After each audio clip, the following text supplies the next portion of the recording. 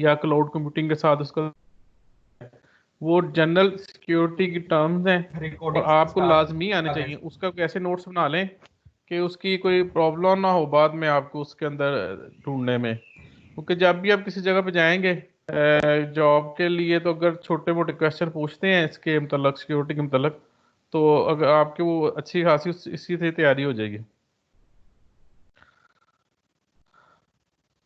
अच्छा जी, तो recording sir अब हमने कर स्टार्ट। मेन जो था वो सिक्योरिटी का हमने पढ़ लिया था क्लाउड कंप्यूटिंग के बारे में कि एक्चुअली कौन कौन से सिक्योरिटी के थ्रेट्स होते हैं। तो अब थोड़ा सा हम इसके अंदर ऐड करेंगे कि आपके जो ये जो है क्लाउड कंप्यूटिंग है उसके साथ थोड़ी सी रिलेशन डेवलप करेंगे, जो हमने सिक्योरिटी की डिफरेंट चीज़ें जो थी पढ़ी थी। और दूसरा ये अभी मैंने मेंशन करना शुरू कर दिया, शायद आपको बताया कि नहीं, इसमें मोस्टली मटेरियल जो है वो वर्चुअल यूनिवर्सिटी का है, इस चैप्टर में हम यूज़ कर रहे हैं।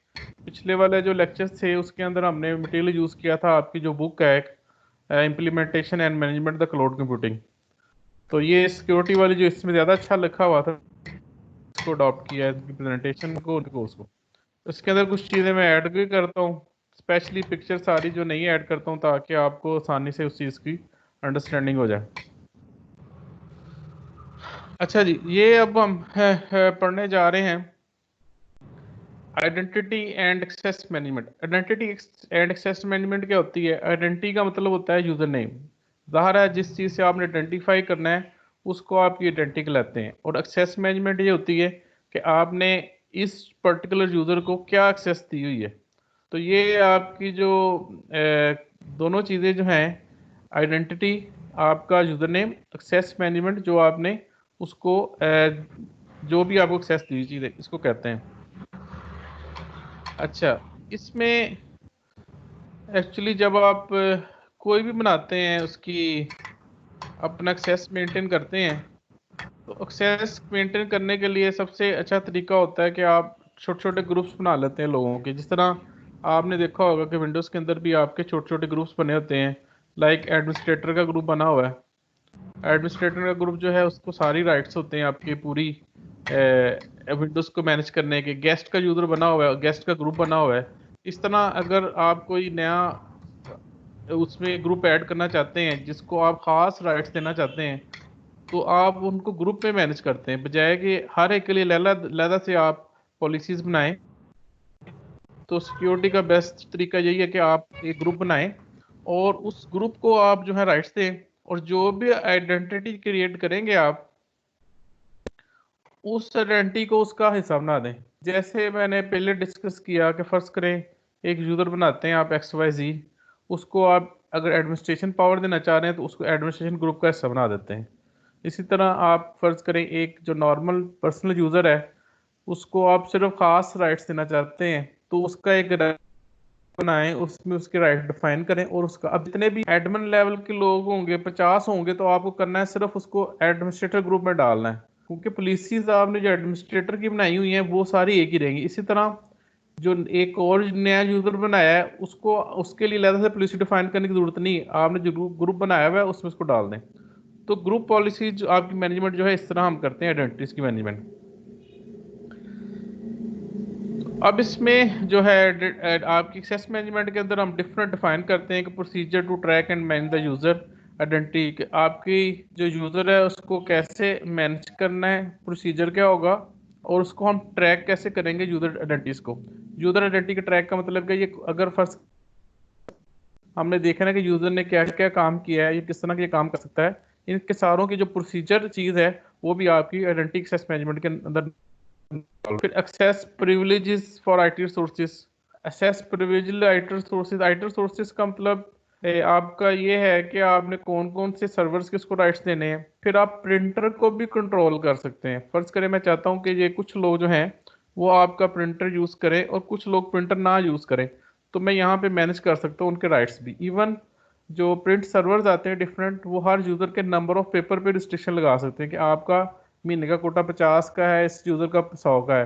तो अगर आपने मैनेजमेंट करनी है कि फ़र्ज़ करें लोग एक्सेसिव पेज निकालते हैं, तो आप उनके रिस्ट्रिक्शन पेपर तक की लगवा सकते हैं। इसी तरह आप FTP साइट्स के ऊपर कि आपने एक बंदा जो है हार्ड डिस्क पे तो कितना डाटा सेव कर सकता है, तो सारी चीज़ें जो है आप मैनेज कर सकते हैं, क्योंकि ये जब आप प्रोफेशनल लाइफ में जाएंगे चीज़ें आपको मैनेज करनी पड़ती हैं, क्योंकि आप सारी चीज़ों को ऐसे खुला नहीं छोड़ सकते। नहीं, अगर खुला छोड़ेंगे तो आपके लिए मैनेजमेंट करनी प्रॉब्लम हो जाएगी।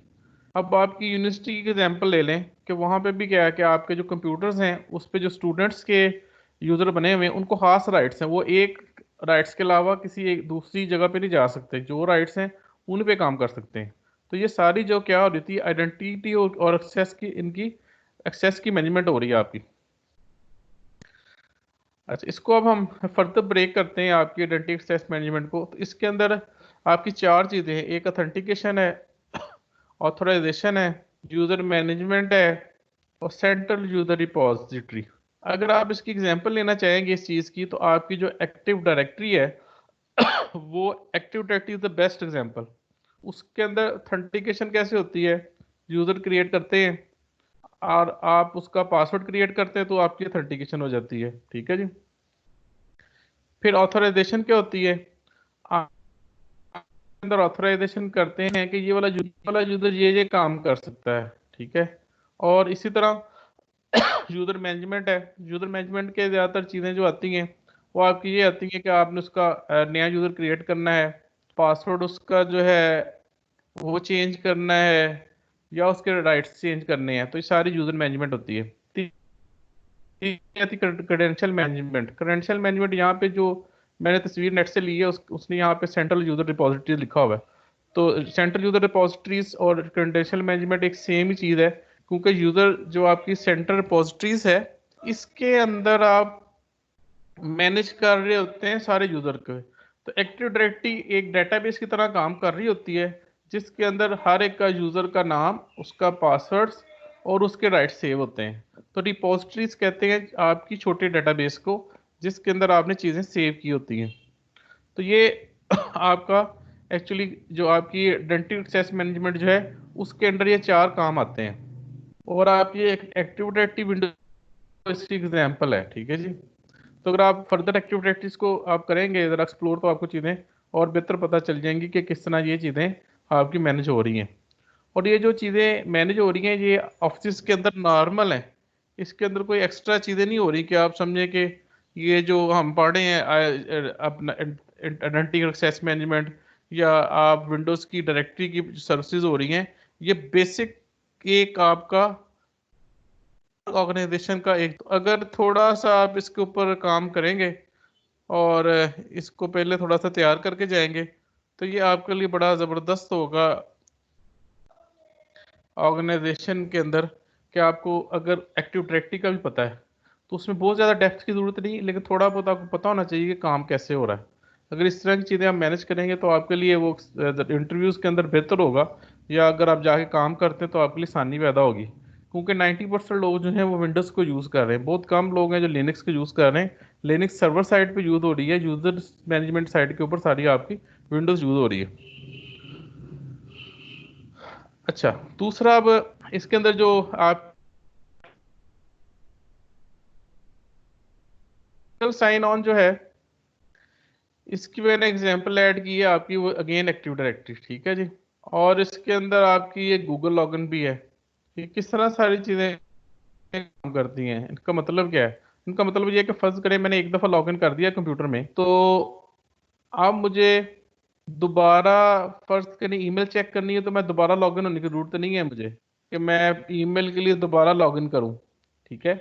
जो मेरा एक साइन इन हुआ हुआ है इसी के बेस के ऊपर मेरी ईमेल रिसीव हो रही होगी, इसी की बेस के ऊपर मैं किसी भी आपके आईटी रिसोर्स जिस तरह मैंने बताया आपके प्रिंटर को एक्सेस करूंगा, इसी बेस के ऊपर अगर कोई डेटाबेस है उसको एक्सेस करूंगा, इसी सिंगल यूजर की बेस के ऊपर मैं आपकी जितनी भी सर्विसेज हैं, लाइक आपके अगर आपने किसी को स्टोरेज दी हुई है फाइल को, एक्सेस फाइल को रखने के लिए, उन सारों को एक ही सिंगल यूजर से मैनेज होगा। और इसकी दूसरी एग्जांपल आपकी गूगल ही है। जैसे गूगल पे लॉग इन करते हैं गूगल की साइट्स के ऊपर, तो आपको जो है डिफरेंट गूगल क्लास के भी एक्सेस मिल जाती है, गूगल के क्लास के लिए आपको लॉग इन नहीं करना पड़ता। इस तरह अगर यूट्यूब के ऊपर आपने लॉग इन बनाया हुआ अपना, तो यूट्यूब पे भी वही लॉग इन इम्प्लीमेंट हो जाता है। और इस तरह गूगल की ड्राइव एक्सेस करनी है तो आपने सिंगल दफ़ा लॉग इन किया गूगल के ऊपर और सारी सर्विसेज जो हैं आपको उनकी ऑथेंटिकेशन जो है और उनकी ऑथोराइजेशन आपको उसी सिंगल लॉगिन से मिल गई। तो ये इसलिए किया जाता है कि अगर आपको हर सर्विस के लिए यूजर ने पासवर्ड हो तो बंदे जो यूजर वो फेड अप हो जाते हैं कि आपने फर्ज करें लॉगिन किया गूगल के ऊपर, तो लोग क्लास रूम के लिए लैदर से लॉगिन किया, फिर आपने यूट्यूब पे किया तो फिर लॉगिन लैदर से किया, फिर आपने ड्राइव एक्सेस करनी तो फिर लॉगिन आपको करना पड़ा। तो उसको यूजर को फैसिलिटेट करने के, यूजर फ्रेंडली करने के लिए आपका सिंगल साइन ऑन यूजर जो है इसको किया जाता है। तो ये इसकी जो मैनेजमेंट है एक्चुअली, जो पीछे प्रोटोकॉल चलता है वो हम सिक्योरिटी वालों को पढ़ाते हैं, उसको कहते हैं करबरोस। तो करबरोस के थ्रू जो है आप चीज़ें सारी लोगों की इनकी सर्विसेज की ऑथराइजेशन मैनेजमेंट करते हैं। तो इसका जो बेसिक मकसद जो है वो एक्चुअली यही है कि यूजर ने एक दफ़ा लॉगिन करना है, उसको बार बार लॉगिन ना किया जाए।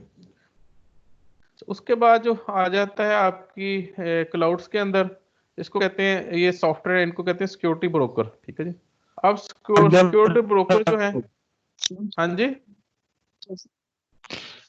सर वो आपने नाम क्या लिया करबरोस, समझ लगी वो उसकी वो प्रोटोकॉल आपने बताया करबरोस। सिक्योरिटी का। करबरोस सॉफ्टवेयर एक वाला जो ऑथेंटिकेशन मैनेज करता है, करबरोस। करबरोस हाँ जी। तो आपकी एक्टिव डायरेक्टरी सारी करबरोस के ऊपर बिल्ड है। ठीक है जी। तो ये वैसे इंफॉर्मेशन के लिए बताया, करबरोस एक पूरा तकरीबन एक पूरा 1.5 चैप्टर है, एक दो सिर्फ जो सिक्योरिटी का जो आप लोग पढ़ते हैं, और उसकी इम्प्लीमेंटेशन और स्पेशलाइजेशन ज़ाहिर है उसके अंदर और कॉम्प्लिकेशंस हैं। अच्छा, अब तो दूसरा इसके अंदर मैनेजमेंट करते हैं आप सिक्योरिटी अपनी। ये तो हमने बताया कि जो चीज़ें हमें चाहिए ऑथेंटिकेशन के लिए, ऑथराइजेशन के लिए, और अपने यूज़र को मैनेजमेंट करने के लिए, और उसके अलावा फिर हमने यूज़र का डाटा कैसे मैनेज करना है, ये सारी रिलेटेड जो हम चीज़ें थी आपकी आईएम से रिलेटेड थी। फिर हमने ऐड किया कि अब आपने यूज़र को सारी फैसिलिटीज़ देनी है डिफरेंट सर्विसेज की, तो उसको मेक श्योर करें कि जो यूज़र आपका है वो यूजर आपका एक ही लॉगिन के थ्रू सारी सर्विसेज एक्सेस कर ले, जिसको हमने साइन ऑन का नाम दिया। अच्छा, उसके बाद जो है एक टर्म यूज होती है सिक्योरिटी ब्रोकर। ये सिक्योरिटी ब्रोकर जो है ये स्पेशली एक सॉफ्टवेयर होते हैं जो आप यूज करते हैं अपनी उसकी मैनेजमेंट के लिए, एक्सेस मैनेजमेंट के लिए। अच्छा, ये जो ब्रोकर है किस तरह काम करते हैं और इनकी इनका इनका मकसद क्या है एक्चुअली? इनका मकसद ये है कि फर्ज करें आपने जो आपने क्लाउड की सर्विसेज ली हुई हैं, और दूसरा आपका ऑफिस का नेटवर्क भी है। अब आप चाह रहे हैं कि जो क्लाउड के ऊपर आपके जो सर्वर पड़े हुए हैं उनकी मैनेजमेंट भी जो है वो ट्रांसपेरेंट हो जाए, कि जो पॉलिसी फर्ज करें आपने एक यूजर पे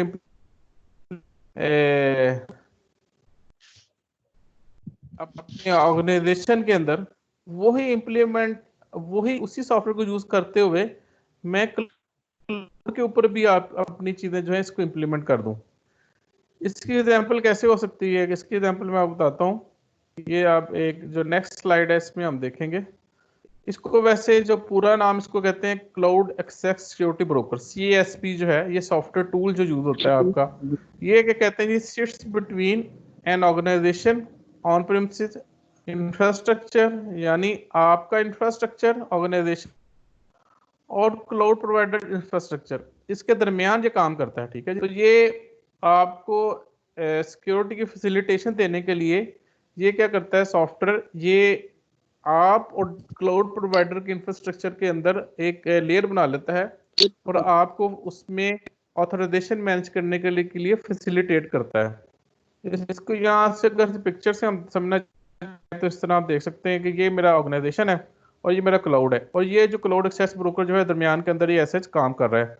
तो ये क्या काम कर रहा है? सिक्योरिटी कंट्रोल कर रहा है, डाटा की सिक्योरिटी देख रहा है, फिर कंप्लायंस देख रहा है, कोई थ्रेट है प्रोटेक्शन के वो काम कर रहा है, और ये ज़्यादातर इस तरह के काम आपके कर रहा है। एक्चुअली इसका वर्किंग ये है कि ये आपको फैसिलिटेट करना चाहता है कि जो आपने पॉलिसी इंप्लीमेंट यहाँ करनी थी, एक्चुअली फर्ज करें ये डाटा आपका जो इनके जो क्लाउड के सर्वर थे ये आपके ऑफिस में पड़े हों और आपने इसके ऊपर सिक्योरिटी इंप्लीमेंट करनी हो तो आप खुद मैनेज कर सकते हैं, क्योंकि अब आपके सर्वर क्लाउड पे चले गए हैं।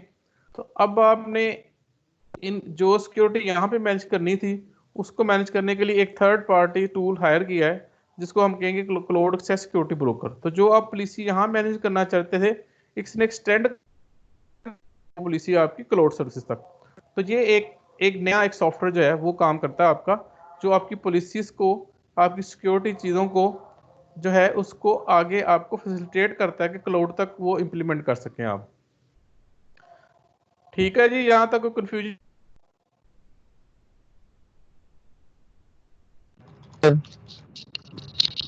काफी है सर। ओ अच्छा जी। Cloud based security group, cloud security group क्या है? क्लाउड बेस्ड सिक्योरिटी ग्रुप जो हैं ये वही उस तरह ही ग्रुप हैं जिस तरह मैंने आपसे पहले डिस्कस किया था कि आप एक ग्रुप बना लेते हैं और उन ग्रुप्स के अंदर एक टाइप के यूजर डाल देते हैं। एक टाइप के यूजर का मतलब है कि फर्ज करें एडमिनिस्ट्रेशन लेवल के हैं तो उसमें डाल दिया आपने, नॉर्मल सुपरवाइजर लेवल के लोग हैं तो उनको आपने डाल दिया। इसी तरह क्लाउड के ऊपर भी वो क्या करते हैं, आपके छोटे छोटे ग्रुप्स बना देते हैं सिक्योरिटी, और उन सिक्योरिटी ग्रुप्स को एक्सेस दे देते हैं। अब जो यूजर उस सिक्योरिटी ग्रुप का हिस्सा बनेंगे उनको पर्टिकुलर एक्सेस होगी, जो जो उसने एक्सेस करना है। फर्ज करें ये एक एग्जांपल है, इसके अंदर है, ये मैंने यहाँ पे रेफरेंस लिखा है। तो ये भी आप प्रैक्टिस बनाएं कि आपने कोई चीज़ यहाँ पे लिखनी बनानी है या करनी है, उसका लिंक दें पीछे। उसका फ़ायदा ये होता है कि अगर कल को हमारे डॉक्यूमेंट्स किसी जगह जाते हैं और ये कोई देख लेता है कि ये तस्वीर जो है मैंने इंटरनेट से ली हुई है, तो वो कहता है कि ये आपने आपने तो शो ऐसे किया कि जैसे हमने खुद ली है। ठीक है, तो ये रेफरेंस इसलिए मैं फिगर्स के नीचे देता हूँ ताकि ये पता हो कि ये मैंने तस्वीर नहीं बनाई हुई है, मैंने कहाँ से ली, उसका एड्रेस होता है वाला। अच्छा ये देखें, ये आपका ये एक यूज़र है क्लाउड का और ये भी एक क्लाउड का दूसरा यूज़र है। ठीक है, ये एक कंपनी है, ये दोनों, ये एक और कंपनी है। इन्होंने एक एक क्लाउड की कंपनी से सर्विस हायर की हुई है। इसके सर्वर भी यहाँ पड़े हुए हैं, इसके सर्वर भी यहाँ पड़े हुए हैं। अब हमने क्या किया है, अब साहब माइक अपना बंद करें आप। तो ये हमने क्या किया कि एक ग्रुप बनाया, ये वाला एक ग्रुप बना दिया जो आपको पिंक कलर में नजर आ रहा है। ये वाला जो ग्रुप है, अब इसको हमने, ये तीन जो सर्वर थे, ये तीन सर्वर जो थे इस कंज्यूमर के थे, लाइक कंज्यूमर बी के। तो जो एक सिक्योरिटी ग्रुप बनाया, उस ग्रुप के अंदर हमने तीनों सर्वर डाल दिए। ठीक है जी, और उस ग्रुप की ऑथराइजेशन जो है हमने इस कंज्यूमर को दे दी है। अब ये जो ग्रुप है, ये जो ग्रुप हमने बना हुआ है, ये इन सर्वर्स को ही हैंडल कर सकता है जो इसके हैं, और दूसरों को नहीं छेड़ सकता। इसी तरह को दूसरा यूजर था, उसके दो सर्वर पड़े हुए हैं, तो उन दोनों के लिए एक अलग सिक्योरिटी ग्रुप बना के उसके राइट्स जो है यूजर ए को दे दिए। अब ए जो है वो बी वाले सर्वर्स को नहीं छेड़ सकता, वो अपने सर्वर्स को ही मैनेज करेगा। इसलिए आप वहाँ पे ग्रुप्स बनाते हैं और उन ग्रुप्स के मुताबिक जो जो एक जो फर्ज करें आपके डिफरेंट सर्वर्स हैं, वो डिफरेंट सर्वर्स जिन जिन कंपनियों के होते हैं उस लिहाज से उनके ग्रुप बना के उनको एक्सेस दे देते हैं। तो ये सबसे आसान तरीका होता है कि नेक्स्ट टाइम फर्ज करें इसका एक और सर्वर आता है, तो आप बजाय कि इस सर्वर को, इस वाले जो सर्वर है नया आया, इसके लिए ज़्यादा सिक्योरिटी इंप्लीमेंट करें, तो आप क्या करेंगे कि इस सर्वर जो नया चौथा सर्वर अगर आता है, उस चौथे सर्वर को भी इसी ग्रुप का मेंबर बना देंगे। तो जब चौथे सर्वर को इस ग्रुप का मेंबर बना देंगे तो ये वाला खुद ही उसको मैनेज करेगा। आपको ज़्यादा सिक्योरिटी इम्प्लीमेंटेशन के लिए उसके अंदर ज़्यादा काम करने की जरूरत नहीं होगी। और दूसरा ये होगा कि जब आपने एक ग्रुप बनाया होगा तो उस ग्रुप के ऊपर आपने सारी चीज़ें ऑलरेडी मेंटेन की होंगी। चीज़ें, मेरा मेंटेन का मतलब ये है कि आपने सिक्योरिटी पॉलिसी सारी उस ग्रुप पे एक दफ़ा इम्प्लीमेंट कर दी होंगी, बजाय कि आपने जब हर दफ़ा नई इम्प्लीमेंट करें। तो ग्रुप के अंदर आप एक ही दफ़ा सारी पॉलिसी इस कंज्यूमर के रिलेटेड आप मेंटेन करेंगे, और उस ग्रुप के अंदर जितने भी सर्वर ऐड करते जाएंगे उनकी उनके ऊपर सारों के ऊपर एक सेम पॉलिसी इंप्लीमेंट हो जाएगी। ठीक है जी, तो ये ग्रुप्स का काम जो है ये हर जगह के ऊपर आप यूज़ करेंगे किसी भी सिक्योरिटी इंप्लीमेंटेशन के लिए। बहुत जगह पे आप इनको ग्रुप को यूज़ कर सकते हैं कि एक ग्रुप बनाएं, उसके ऊपर सिक्योरिटी पॉलिसी बनाएं और उसको इम्प्लीमेंट कर दें। अच्छा जी, क्लाउड बेस्ड सिक्योरिटी ग्रुप्स, तो ये वो जो मैंने लास्ट डिस्कस किया ये वही है। इसके अंदर सिंपल उसने कहा कि आपके multiple VMs hosted on over same physical server. तो ये हमने देख किया है कि एक सर्वर के ऊपर आप बहुत सारे सर्वर खड़ा कर देते हैं, 4-5 किस्म के। तो उसका बेनिफिट ये होता है कि आपके, क्योंकि क्लाउड सर्विसेज और वर्चुअल मैनेजमेंट का मकसद ही यही है कि फिजिकल एक सर्वर हो, उस पे ऊपर मल्टीपल मशीन्स जो हैं वो चलाई जाएं। तो अब वो जरूरी नहीं मशीन सारों की एक एक बंदे की सारी वीएम्स हो एक सर्वर के ऊपर, एक सर्वर के ऊपर 3-4 लोगों की वीएम्स भी हो सकती हैं। तो ये उसके कहने का मकसद ये है कि मल्टीपल वीएम्स जो होंगी,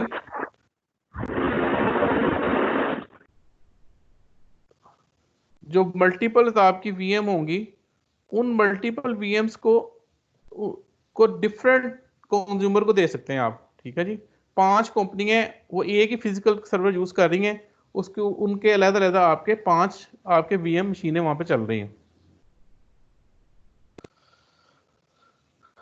अच्छा जी, ये ग्रुप्स का फायदा क्या होता है? ग्रुप्स का फायदा ये होता है कि फर्ज करें आपका ये जो ग्रुप है एक, लाइक कोई आपने ग्रुप बनाया है, तो अब अगर उस ग्रुप के अंदर कोई इशू आता है, यार अफजल साहब आप क्यों नहीं माइक बंद करते आपका?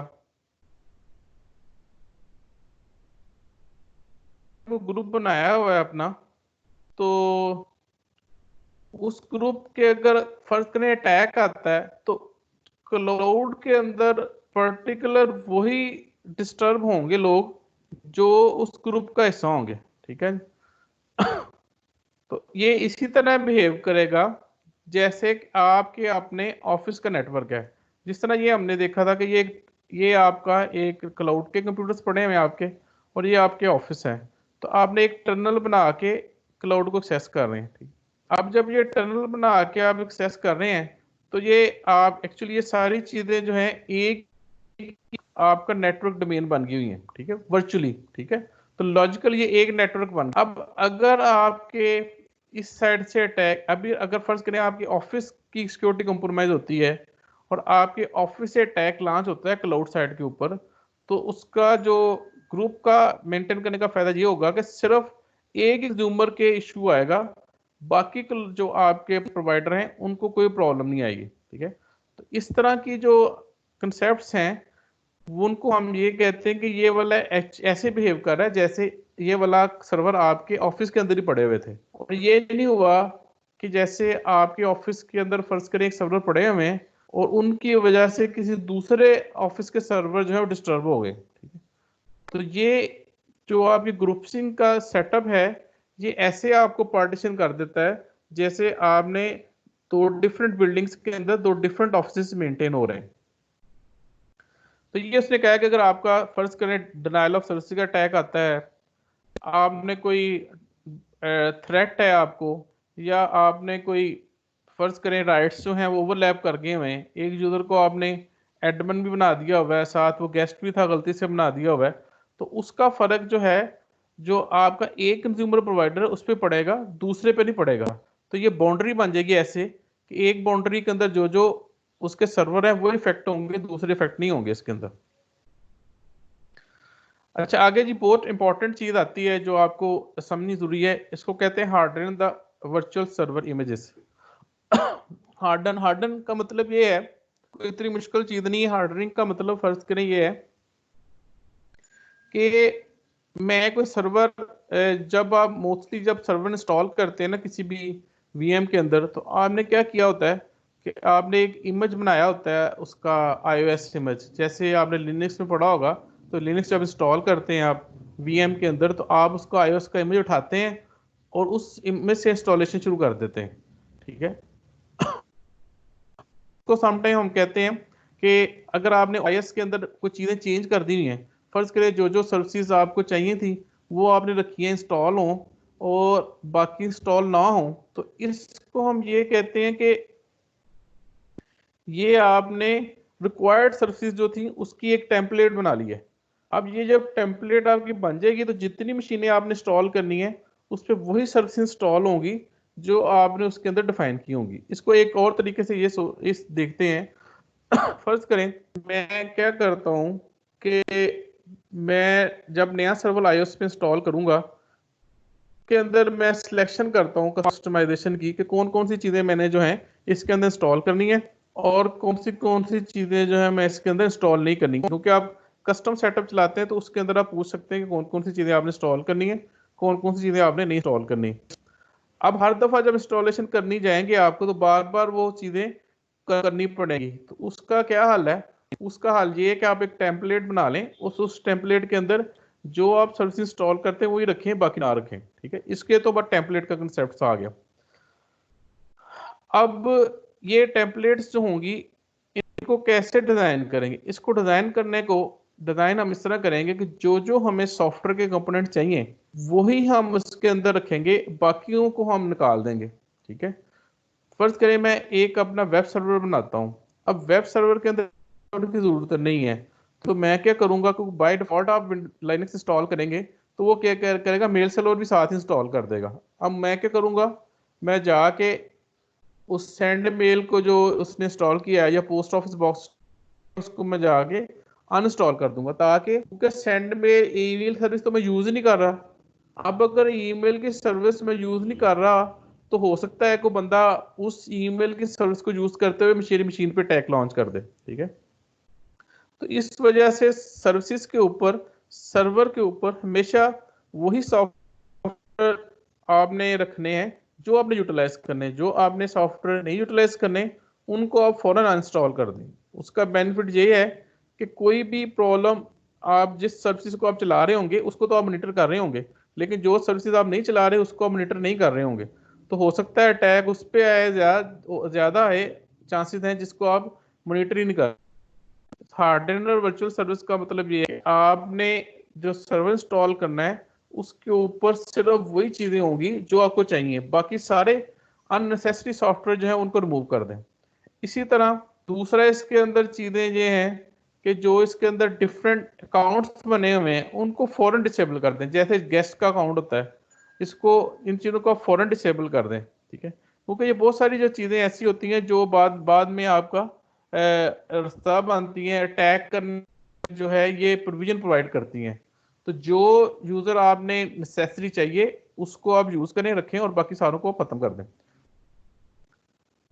अच्छा, उसके बाद जो है ये है क्लाउड कंप्यूटिंग के बारे में इन्होंने ड्रॉबैक्स जो हैं, जो बड़े सीवियर हैं, वो मेंशन किए हुए हैं।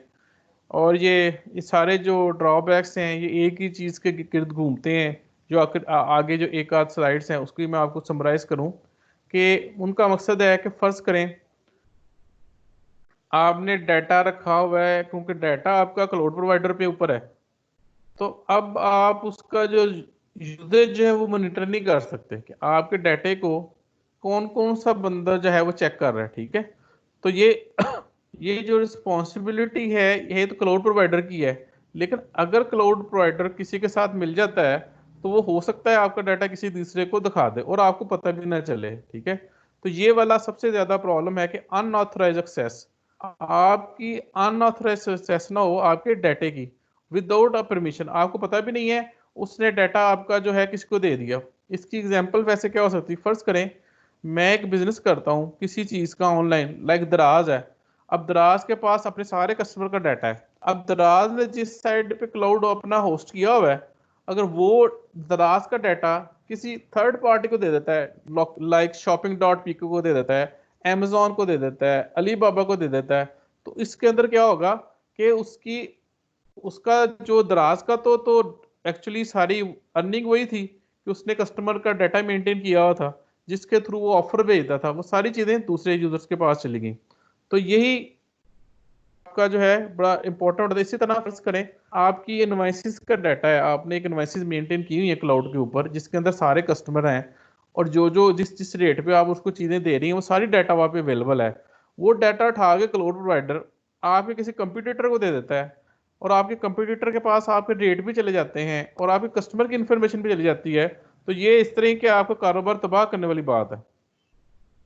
तो ये चीजें जो है आपके क्लाउड प्रोवाइडर के अंदर, ये इसका हमेशा खतरा रहता है कि अनऑथराइज एक्सेस ना हो, डाटा परमिशन बगैर किसी और को चला जाए, रिटेंशन ऑफ डाटा के डाटा को मेंटेन करना कि आपके पास ही डाटा रहे। ठीक है जी, फिर उसके बाद है डाटा डिलीशन एश्योरेंस।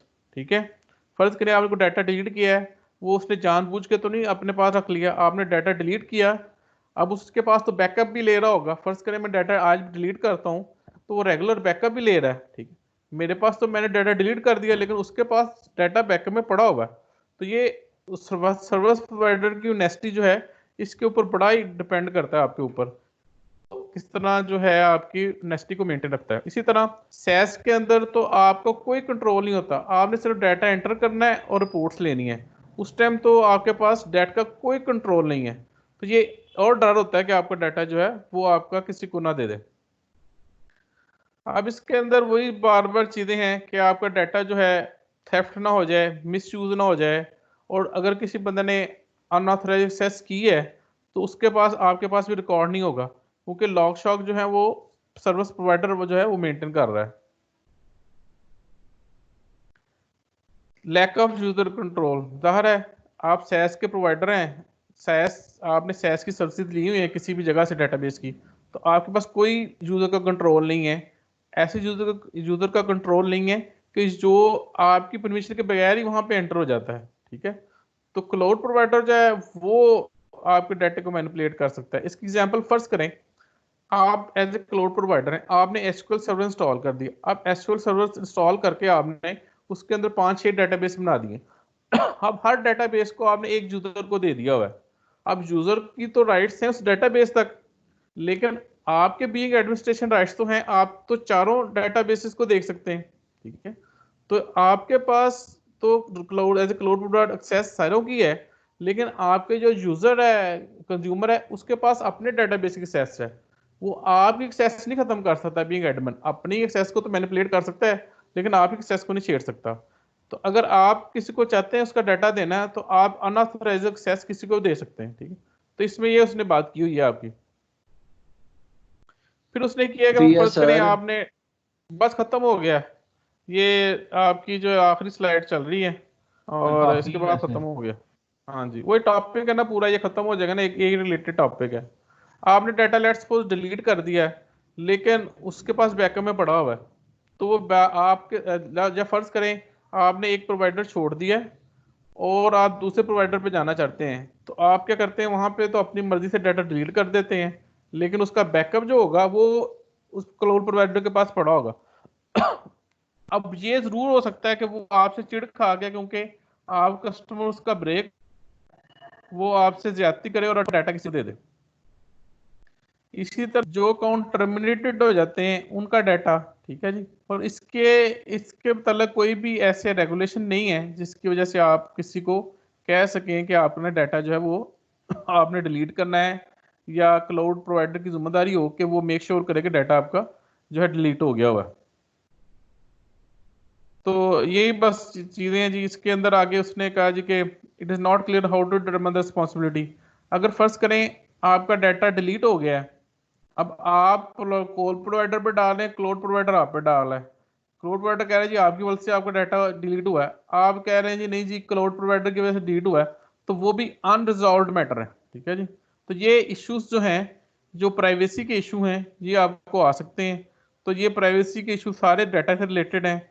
इसको समराइज करने, डाटा से मतलब डाटा आपका किसी ने डिलीट कर दिया, डाटा की किसी ने अनऑथराइज एक्सेस दे दी, डाटा आपने जो है अपनी तरफ से डिलीट कर दिया लेकिन बैकअप ने डाटा उसने रखा और किसी को सेल कर दिया, ठीक है जी। तो ये सारी जो है प्राइवेसी जो है आपकी क्लाउड कंप्यूटिंग के अंदर, इसको आपने टेक केयर करना है और क्लाउड प्रोवाइडर वही चुनना है जिसके ऊपर आपको 100% जो है मेक श्योर हो कि वो आपके डाटा को मैनिपुलेट नहीं करेगा, ठीक है जी। या लेक्चर हम खत्म करते हैं इसके ऊपर।